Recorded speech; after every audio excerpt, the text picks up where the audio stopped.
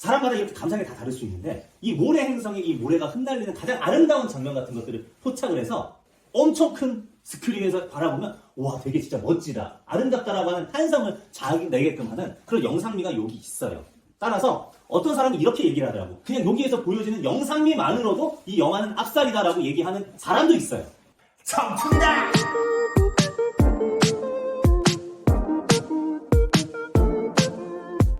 자, 우리가 지금 세 가지 기능이 있다고 했는데 이 세 가지 기능에 동그라미를 그때 했었죠? 일단 인식적 기능. 인식이라고 하는 거는 무언가를 깨닫는다는 거. 그 다음에 문학의 윤리적 기능을 한번 보도록 할게요. 윤리적 기능. 윤리라고 하는 건 뭘까요?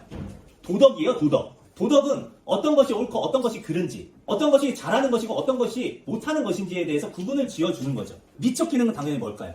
아름다움을 느낄 수 있는 거죠.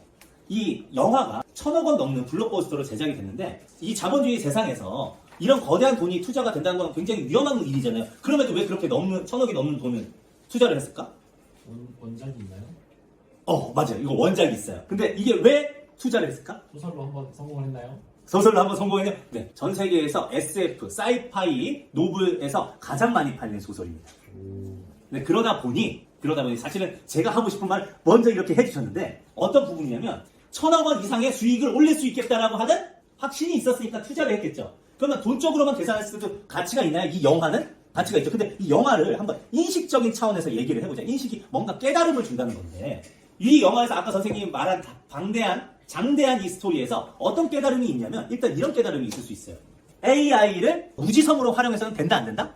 안 된다. AI가 우리 인간을 넘어설 수 있는 특이점이 오지 않을 수 있도록 우리가 안전장치를 구축할 필요가 있다. 이런 생각을 하게 된 거예요. 이 작품이 언제 쓰여졌냐면 1965년에 쓰여졌어요. 근데 지금 챗 GPT가 도래했죠. 근데 이게 더 발전이 돼가지고 정말 강인공지능이 되면은 어떻게 될 수도 있을 거냐면 세상이 뒤집혀질 수도 있을 만한 정말 현실적인 위험으로 다가왔어요. 근데 이런 깨달음을 우리에게 이미 미리 줬단 말이죠. 그러면 이 작품은 인식적 깨달음의 측면에 있어서도 가치가 있어요 없어요? 인간과 세계에 대한 이해가 있어요 없어요? 있어요. 그 다음에 이 다음에 윤리적 기능에 대해서 한번 얘기를 해보도록 할게요. 윤리적 기능에서 아까 보면은 아까 그 빡빡이 민머리 단의 수장이라고 하시는 아까 그 하코네 남자 그 사람의 입장에서 한번 얘기를 할게요. 그 사람은 왜 아트레이더스 주인공 가문을 해치웠을까요? 황제가 시켜서 그런 것도 있겠고 사실 아트레이더스하고 원수지간이었기도 했고 경쟁 구도에도 있었고 그리고 내가 준 아라키스 행성에 나오는 스팔스 멜란지를 계속 가짐으로써 부와 권력을 독차지하고 싶은 마음도 있었겠죠. 그쵸? 그래서 다 죽여버린단 말이에요. 다 죽여버려. 근데 마지막에 어떻게 됐어요? 복수당해요. 네, 복수당하죠. 복수당해가지고 죽는데 지금 우리가 여기 밑에 보면은 자 춘향전에 대한 이야기가 나오는데 악행을 일삼는 변학도가 결국 심판을 받게 된다는 것은 결국에는 무슨 교훈? 권성징악의 교훈을 줄 수도 있다라고 지금 여기에서 이야기를 해주고 있단 말이지. 자, 이 영화에서도 당연히 권성징악이 나오고 과연 무엇이 옳은가? 그리고 심지어 아까 얘기했다시피 맹신이 과연 옳은 것인가? 그리고 지도자를 무분별하게 따르는 게 과연 옳은 것인가? 이런 거에 대해서 옳고 그름에 대해서 스스로 질문하고 대답해보고 생각해볼 수 있게 한다는 측면에서도 이 영화가 가치가 있는 거죠. 아까 그 사막 행성이라고 할 수 있는 그 아라키스, 그 듄에 사는 토착민들은 뭐가 꿈이라고 했어요?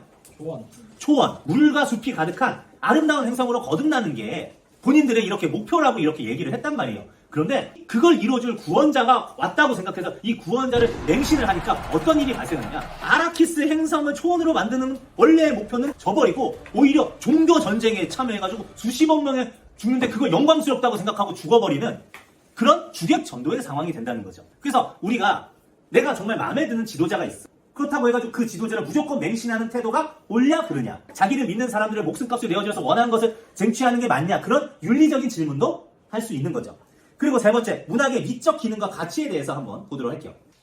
자, 춘향전에는 아름다운 장면이 자주 나와요. 대표적인 것이 이몽룡과 성춘향이 처음 만나는 어느 초여름날 광안루와 그 근처 풍경이다. 작품에서는 녹음이 짙어 꽃을 이기는 때인 초여름 광안루와 그 근처 풍경을 매우 아름답게 묘사하였다. 자, 그 아름다움은 독자의 마음으로 하여금 미적 쾌감을 솟게 하고 독자의 정서를 풍부하게 한다. 근데 자, 지금 여러분들 보시면 아까 선생님이 어떤 사진을 보여드렸냐면 이런 사진. 자, 지금 여러분들 혹시 모래가 흩날리는 이거 보여요? 네. 지금 이게 영화의 아주 일부분일 뿐이에요. 이 감독이 드니 뷸레브라고 하는 감독인데 이 사람이 영상미가 매우 뛰어나. 혹시 나는 사막에 가본 사람 있다.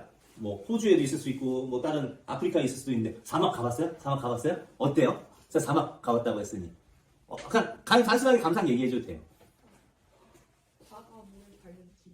오, 아주 표현력이 굉장히 훌륭해요. 바다 모래를 받는 기분. 아, 그러니까 우리가 바다 모래라고 하는 촉감적 느낌을 알잖아요. 굉장히 고운 모래가 계속 이렇게 밟히는 그런 감각적 느낌을 얘기해줬고요. 또 사막 가봤다고 하지 않았나요? 네, 어때요? 그냥 모래. 그냥 모래. 그쵸? 그런데 사람마다 이렇게 감상이 다 다를 수 있는데 이 모래 행성에 이 모래가 흩날리는 가장 아름다운 장면 같은 것들을 포착을 해서 엄청 큰 스크린에서 바라보면 와 되게 진짜 멋지다 아름답다라고 하는 탄성을 자기 내게끔 하는 그런 영상미가 여기 있어요.